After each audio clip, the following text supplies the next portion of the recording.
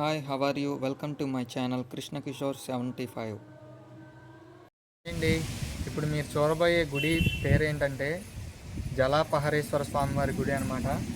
చూడండి, మొత్తం ఇప్పుడుదో old gold అంటారు కదా, అలాగా ఓల్డ్ గుడిలో చాలా ఫేమస్ అయిన గుడి అనమాట. చాలా చాలా బాగుంది ఈ గుడి కూడా.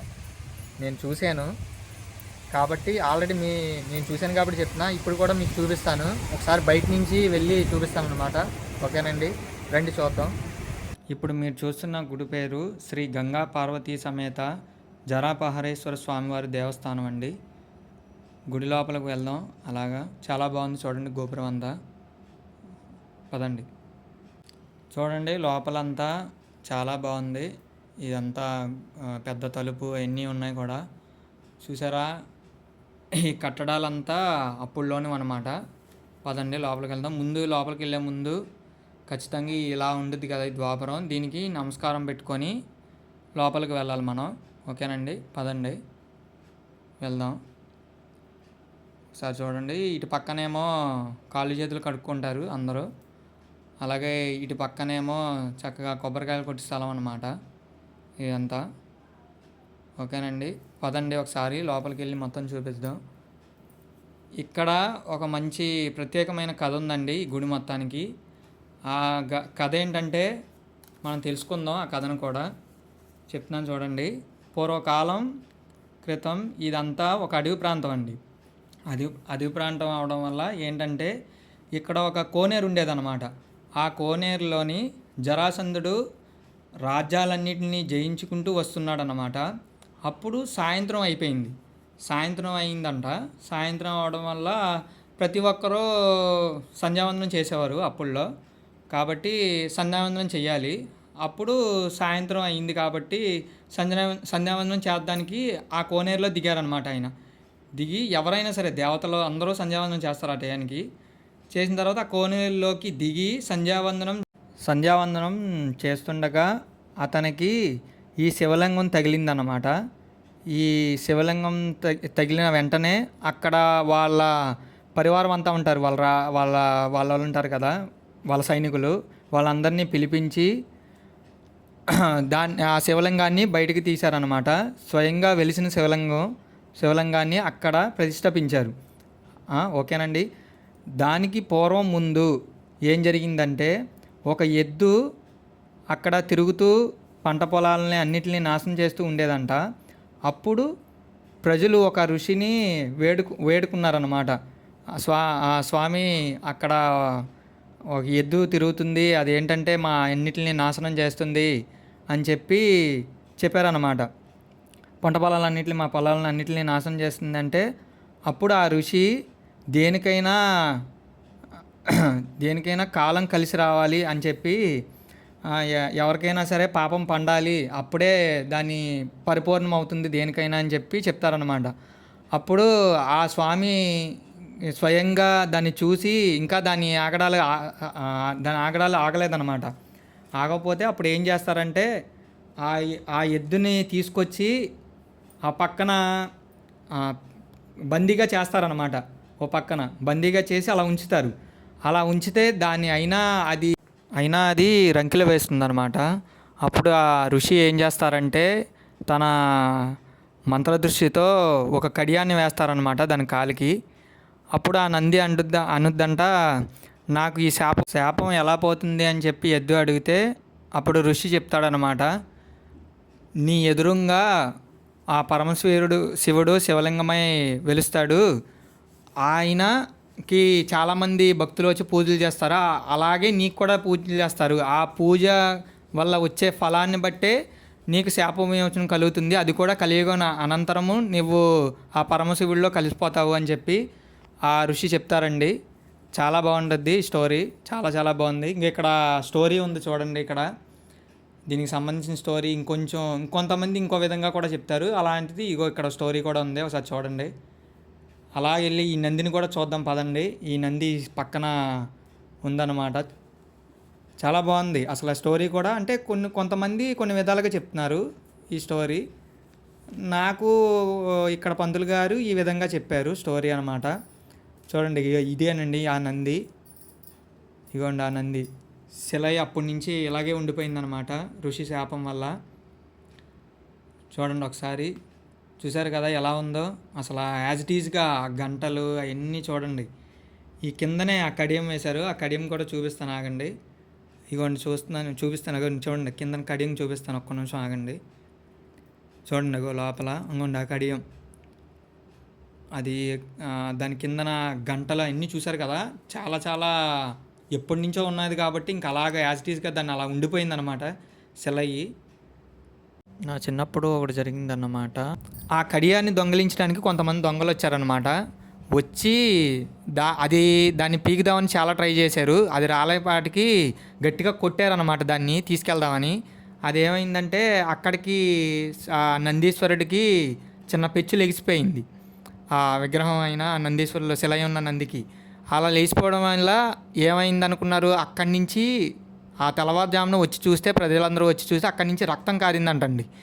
ఆ రక్తం కారడాన్ని చూసి దాని తర్వాత కూడా ఏమైందంటే ఆ రోజు మొత్తం మీద 5 ఆంబోతులు కూడా దగ్గర 5 నుంచి 6 ఆంబోతులు చనిపోయినాయి అంటండి ఈ విషయం జరిగిన తర్వాత. ఇది ఏలూరుకి హరిష్టం అది ఇది అని చెప్పి చాలా పుకార్లు అవన్నీ చాలా వచ్చినాయండి.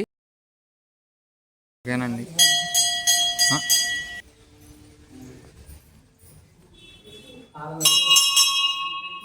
ఇక్కడ కాలభైరవుని నమస్కారం పెట్టుకొని రావాలండి మనం ఎప్పుడన్నా సరే. ఇక్కడ కాలభైరవుడు ఉన్నారు కదా, ఆయన కూడా నమస్కారం పెట్టుకోవడం మంచిది.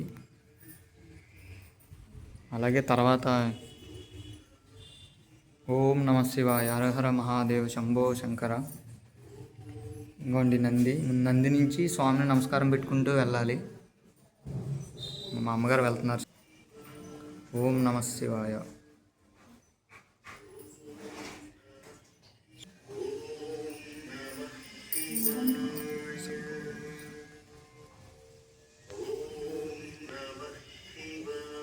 చూసారా, ఇప్పటి నాటి కాలం కాదండి, 10వ శతాబ్దం ఉందన్నమాట ఈ గుడి కూడా.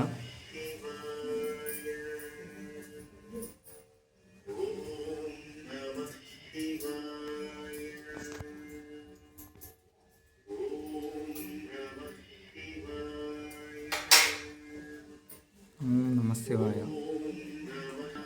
వరుసగా వినాయకులు కూడా ఉన్నారు చూడండి.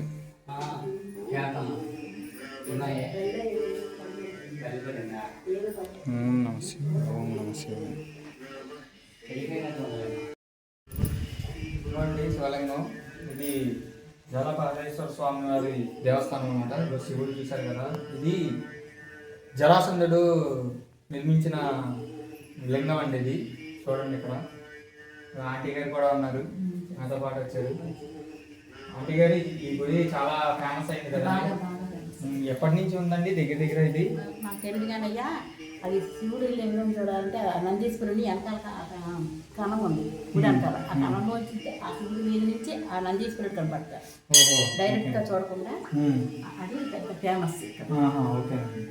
ఎక్కడండి కన్నం? ఎక్కడ ఉంటుందండి? బయటికి వెళ్ళి చూడాలండి. చూసారు కదా, కన్నం ఉంటుందంట. కన్నం నుంచి డైరెక్ట్గా చూస్తే నందీశ్వరుడు నందీశ్వరుడు కనబడతాడంట.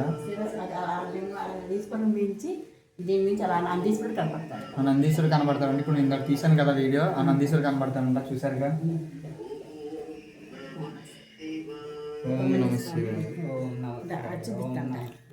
ఆంటీ గారు చూపిస్తారంట, పదండి మనం వెళ్దాం. పదండి, అక్కడ కన్నాల్లో అండి చూద్దాం. అవునండి, అవును.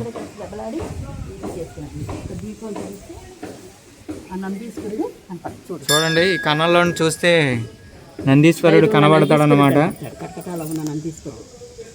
అది మనకి బాగా చీకటి ఉండడం వల్ల కనబడట్లేదు.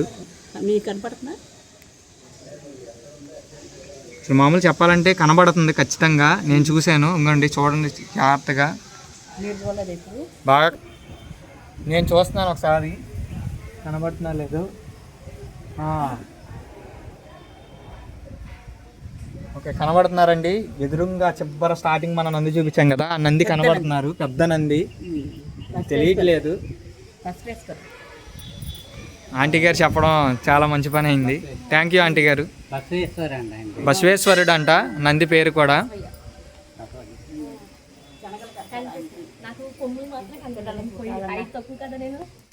పుట్టాలన్నా ఏమైనా మంచి జరగాలని ఆ స్వామికి శనగలు కడతారు బెల్లం మెల్ల శనగలు కడతారంట నందీశ్వరుడికి.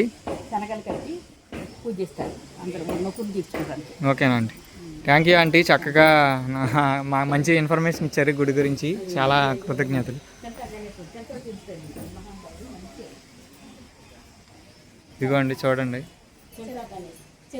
గణేష్ చింతలు తీరుస్తారు మన బాధ మన మన చింతల గణేష్ అన్నమాట. ఈయన మన బాధలు ఏమైనా ఉంటే ఈ గణేశుడికి చెప్పుకుంటే నెరవేరుతాయి అన్నమాట. అంతటికి ఈయన ప్రాముఖ్యత బాగా అప్పుడు నాటి కాలం అనుకుంటా, అందుకే ప్రాముఖ్యత ఎక్కువ ఆంటీ. ఓకే, ఏదైనా ముందు ఈ గణేశుడికి దండం పెట్టుకుంటే ఏ పని చేయరు. అందరూ ముందుగా వచ్చినప్పుడు ఈ గణేశుడికి దండం పెట్టుకోవడం వల్ల చాలా మంచిగా మనకున్న చింతలు ఏమైనా ఉంటే బాధలు ఏమైనా ఉంటే తీరుస్తారంట ఆంటీ గారు చెప్తున్నారు. చూశారు కదా, ఈయన కోరికలు తీర్చే గణపతి అంట. నేను ఖచ్చితంగా ఆంటీ గారు చెప్పారు. ఆంటీ గారు చెప్పడం వల్ల మంచి పని అయింది మనకి.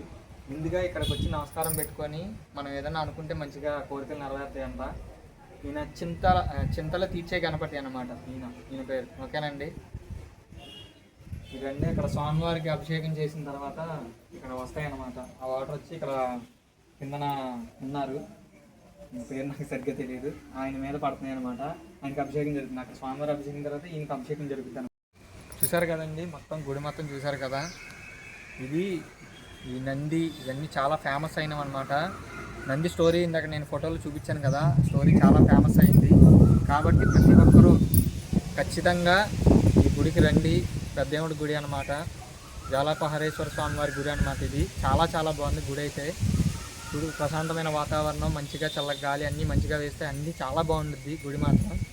చూసుకోండి, ప్రతి ఒక్కరు వచ్చి చూడాలని కోరుకుంటున్నాను. అలాగే నా ఛానల్ కనుక నచ్చినట్లయితే లైక్ చేయండి, షేర్ చేయండి, నా ఛానల్ని సబ్స్క్రైబ్ చేసుకోండి. కిందన్న బెల్ ఐకాన్ని ఆన్లో పెట్టుకుంటే నా వీడియోస్ షార్ట్స్ అన్నీ వస్తూ ఉంటాయి. థ్యాంక్ యూ అండి, బాయ్ అండి, Hare Krishna. Thank you for watching. Don't forget to subscribe. Thank you.